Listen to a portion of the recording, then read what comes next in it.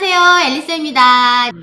아파트만 하셔도 다른 데서 수입이 나온다면 아파트만 하셔도 되고 근데 아파트만 많이 하시는데 다른 데서 수입이 안 나오면 생활이 좀 힘들 수도 있죠. 그럴 경우에는 수익형도 같이 투자하시면 든든하지 않을까 야. 이런 생각을 근데 이제 해봅니다. 어쨌든 상가 임차인 아까 뭐 고장나도 자기가 고치니까 전혀 문제 안 된다고 그렇죠. 하지만 이게 상가를 이제 내가 운영하다 보면 여러 가지 내가 생각지도 못했던 그런 문제에 봉착되면서 그런 게 또 두려운 뭐 임차인 간의 분쟁도 있고 많은가 봐요. 저는 잘 모르겠지만 자, 뭐 분쟁, 그런 건 주로 어떤 분쟁들이 많을까요? 분쟁이 그런 거 있죠. 예를 들어 주인 입장에서는 보증금을 다 돌려줬는데 이제 만기가 돼서 보증금을 다 줬는데 세입자는 원상복구의 책임이 있어요. 근데 안에 있는 시설을 다 철거 안 하고 그냥 나갔다든지 그럼 뒤늦게 철거하라 하면 철거하겠습니까? 보증금 다 받고 나갔는데. 또는 세입자 입장에서는 환산보증금이라는 거 여러분 들어보셨죠? 환산보증금. 보증금에서 더하기 월세 곱하기 100. 그게 환산보증금인데요. 서울 같은 경우는 뭐 9억이죠. 부산은 6억 9천 뭐 이런 식인데요. 그 금액을 초과하면은 월세를 마음대로 올릴 수 있고 근데 그 금액 이하는 5%밖에 못 올려요. 그렇죠. 5%. 그러면 5%밖에 못 올리는 상황인데 주인이 갱신될 때 30% 올려달라. 이런 경우도 굉장히 많습니다. 그러면 세입자 입장에서는 아니 그 건물주님 법을 위반해서 그렇게 올려달라는 게 말이 됩니까? 그러면 건물주는 야 너 그러면 나갈 때 권리금 받아서 나갈 수 있는지 두고 보자 이런 식으로 나가면은 그럼 세입자는 다음 세입자한테 권리금 받아야 되는데 주인이 그걸 방해할 수도 있잖아요. 나는 다음 세입자를 인정하지 못한다. 나는 영원히 너를 끌고 갈 거다. 영원히 너랑 같이 갈 거다. 이런 식으로 되면 다음 세입자를 못 받잖아요. 그럼 또 소송을 걸어야 되고 굉장히 복잡해지거든요. 그런 상황이 있고 또 세입자도 마찬가지예요. 세입자가 만약에 불법 성인 오락실 이런 거 많이 보셨죠? 옛날에 바다 이야기 하면서 세입자분들이 좀 껄렁껄렁 하세요.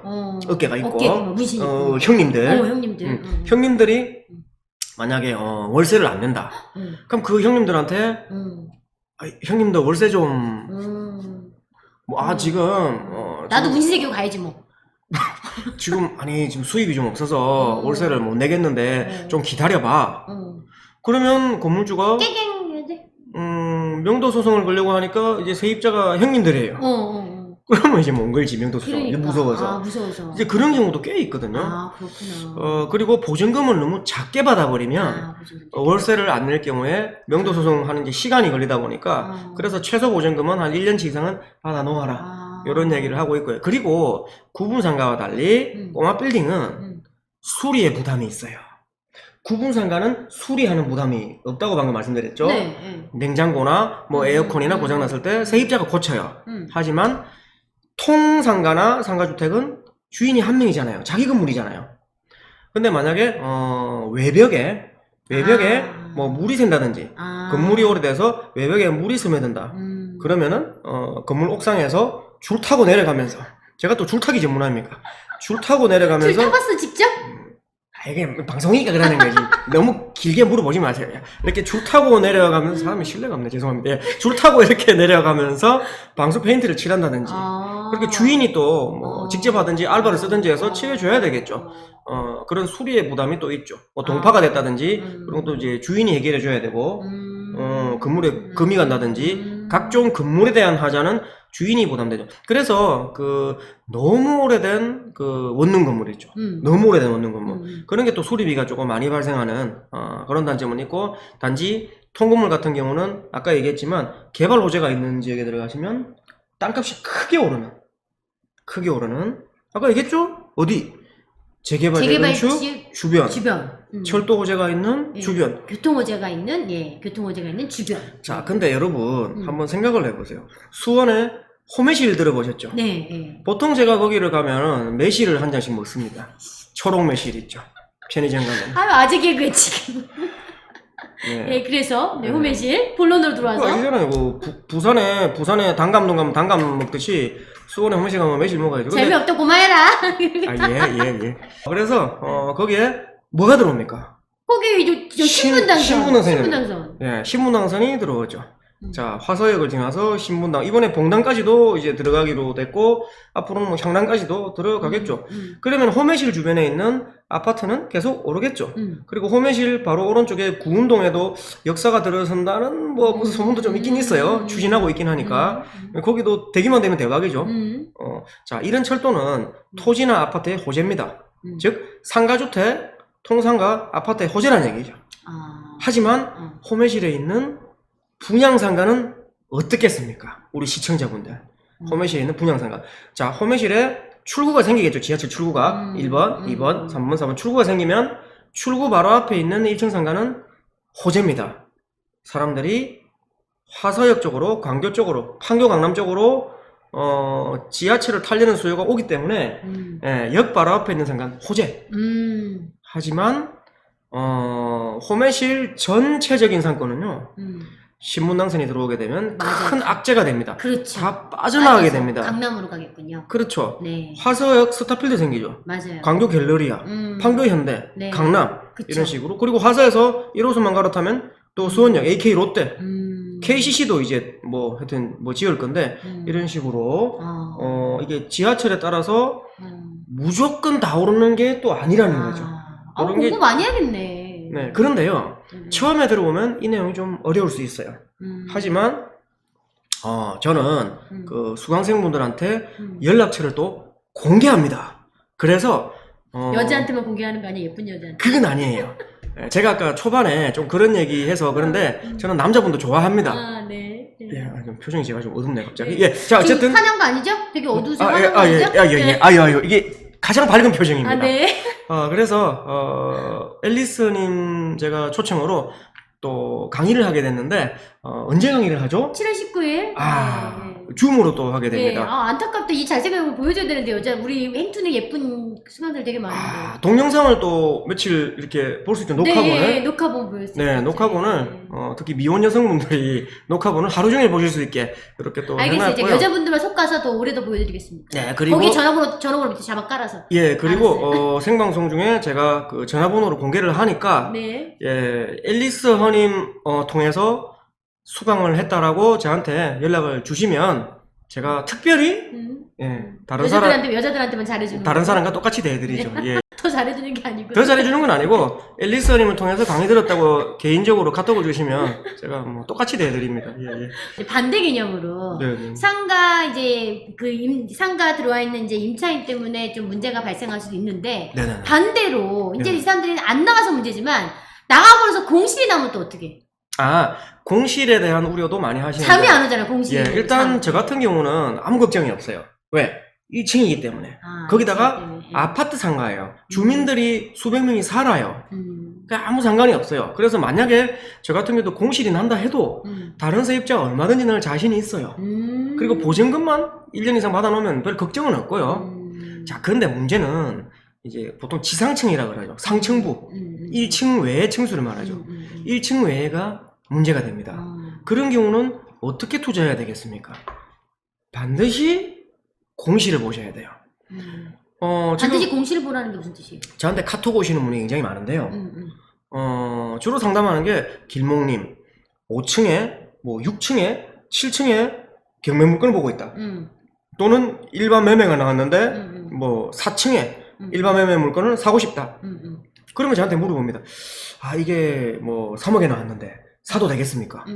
그럼 제가 그분한테 반문하죠. 혹시 현장에 가보셨어요? 가보셨대. 현장에 가셔서 그 주변 월세를 알아보셨어요? 알아봤대. 그거 왜 알아봐야 됩니까? 그게 공실이 날 수도 있으니까 공실 나면 그 주변 월세랑 비슷하게 월세가 매겨지겠죠. 주변 월세. 예. 네, 주변 그러니까 월세. 뭐 스타벅스라든지 좀 특별히 월세를 잘 주는 우량 브랜드를 제외하고는 네. 같은 층이면 월세가 비슷하겠죠. 네. 맞죠? 1층이든 2층이든 같은 네. 층이면 월세가 좀 비슷비슷할 거예요. 그러면은 예를 들어 4층이다. 그럼 4층에 그 해당 가게 그 옆에 있는 같은 층의 월세를 알아보셨다 이분이. 네. 그럼 제가 그분한테 또 물어보죠.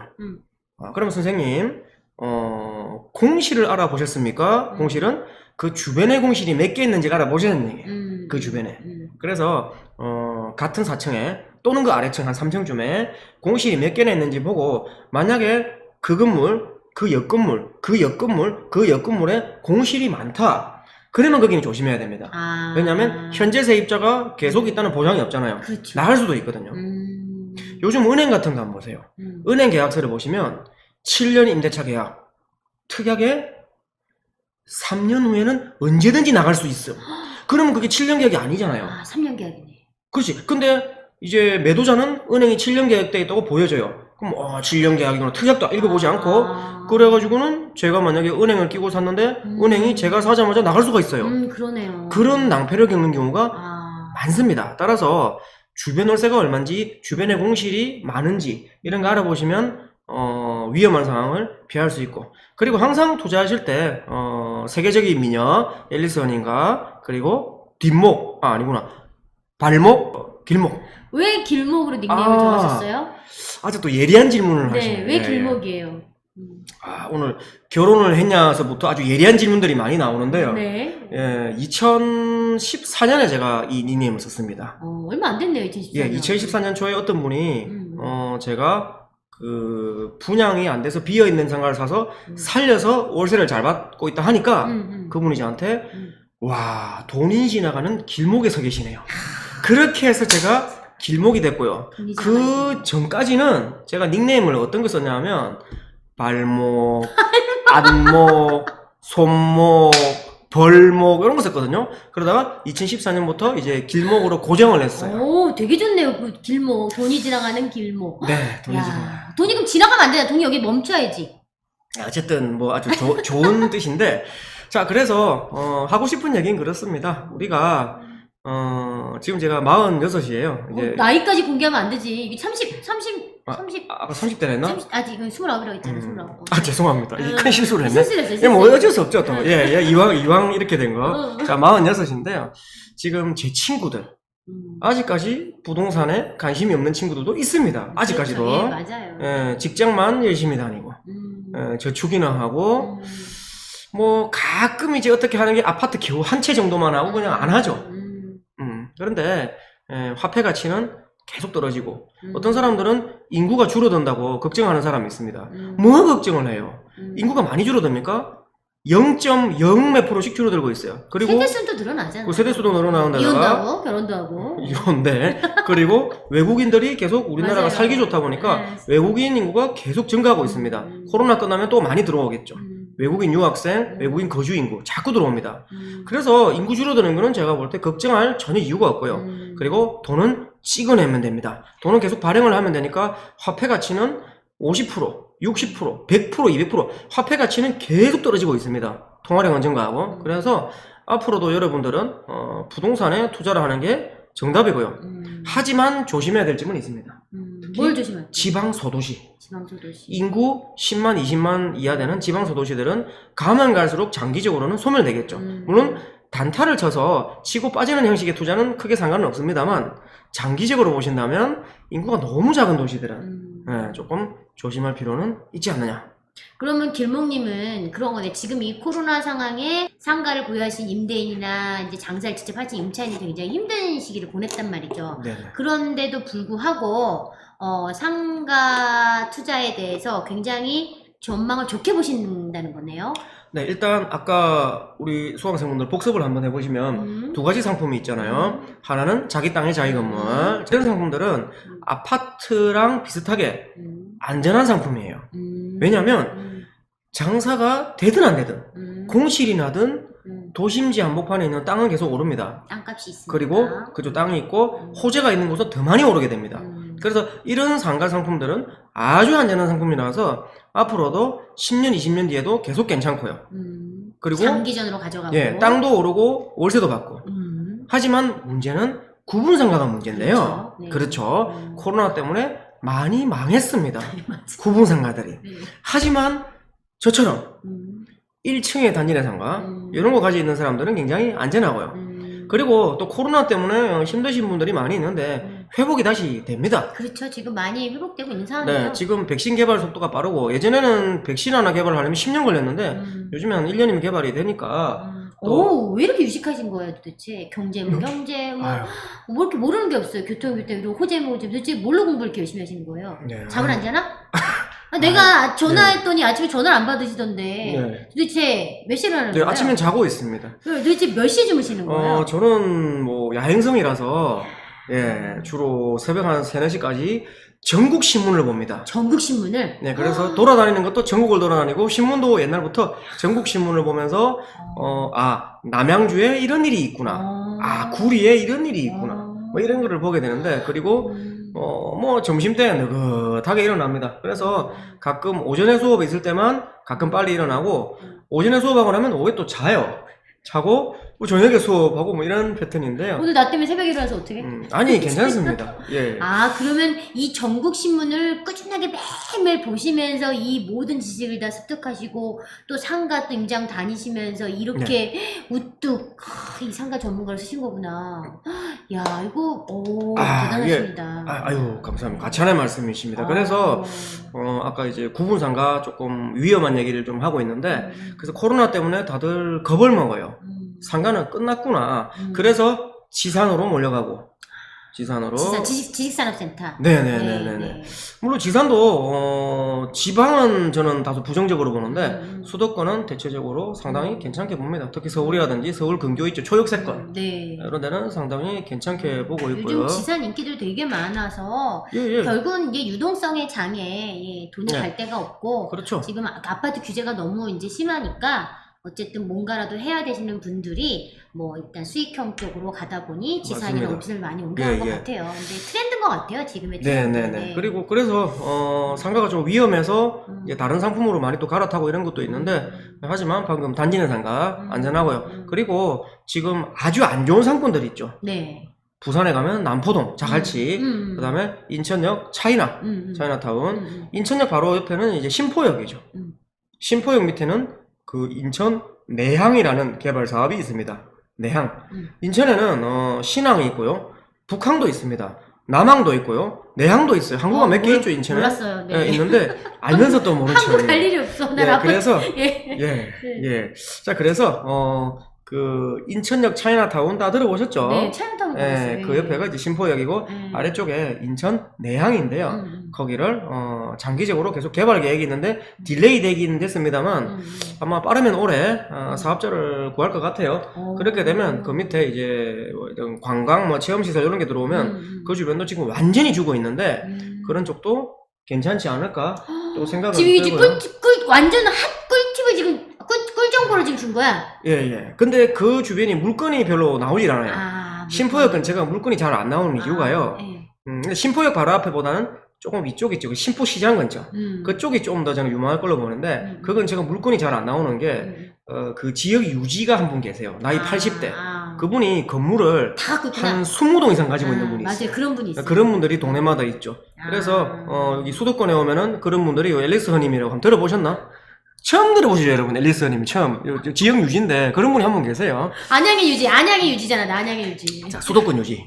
자, 그래서 상가가 어렵다 해도 1층 위주로 들어가시고 1층 위주로, 그리고 이렇게 지금 현재 안 좋은 상권에 혹시 좀 싸게 나온 거 있으면 오히려 저점 매수의 기회가 될 수 있고요. 그렇죠. 저점 매수. 자, 어쨌든요. 조금 죽어 있는 상권들, 그런 상권에 앞으로 외국인이 늘어나고 하면서 살아날 상권들도 도전해 보시고, 그리고 가면 갈수록 상가가 어렵다고 걱정하시는 분 걱정하지 마시고 높은 층보다는 웬만하면 1층만 하시고, 특히 단지 내 상가 1층 또는 아파트랑 마주보고 있는 1층 그런 것들, 또는 새 아파트가 올라오면 또 그 앞에 사람들이 돌아다니겠죠. 물론 새 아파트 들어오면 그 앞에는 꼬마 빌딩 같은 거 하는 게 더 좋긴 합니다. 야, 이러다가 1층 상가 씨가 마르겠는데, 이 방송 나가고 나면 전국에 있는 그 10년? 전국에 지금 지어진 지 10년 된 그 상권의 그 1층에 있는 상가들 씨가 마르게 생겼는데요? 네, 요즘 아파트도 1억 미만이 대세듯이 뭐 상가도 그러네요. 1층에 한 2억대 3억대 이런 것들 눈여겨보시고, 아까 제가 지식산업센터도 얘기하다 말았는데 제가 지산 얘기를 잠깐 해드리면 서울은 일단 다 좋고요. 예를 들어 뭐 성수 문정동 많이 오른 건 아시죠? 물레동, 뭐 가양동 이런 동네들이 있죠. 구디가디도 뭐. 구로, 뭐 가산 이런 데도 많이 올랐고, 또는 이제 뭐 신안산선이 생기는 라인이라든지 이제 경기도 쪽에도 뭐 인덕원, 하남, 뭐 금정역이라든지 네, 금정역. 판교 여기 좀 괜찮아 보이는데 광교도 있고 몇 군데 괜찮아 보여요. 네. 하지만 조금 제가 부정적으로 보는 데는 저기 동탄.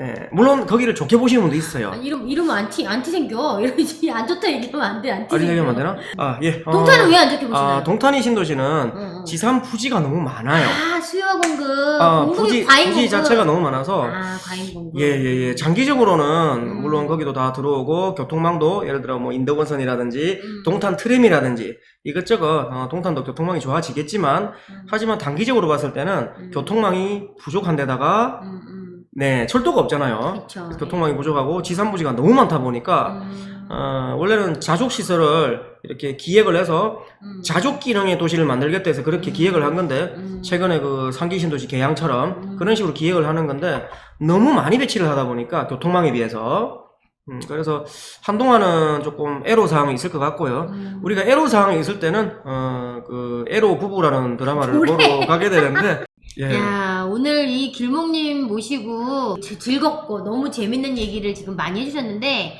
지금 저희 행투네 카페에서는 우리 길목님, 행투네만의 특별한 강의, 소액으로 가능한 서울 수도권 상가 투자, 유망지역 대공개, 이거 제목 제가 맘대로 정했어요. 네. 길목님한테 허락도 안 받고, 되게 쉽게, 저도 상가 투자 안 해봐서 잘 모르는데, 굉장히 쉽게 막 그냥 쑥쑥 읽히더라고요. 길목님의 영혼을 담은 그런 강의 기대됩니다. 네. 그러면 일단 7월 19일날 뵙고 오늘 너무너무 즐거웠고 너무너무 유익한 그 특강의 엑기스만 또 뽑아서 한 방송 같아요. 미니 특강. 감사합니다. 네, 감사합니다. 네.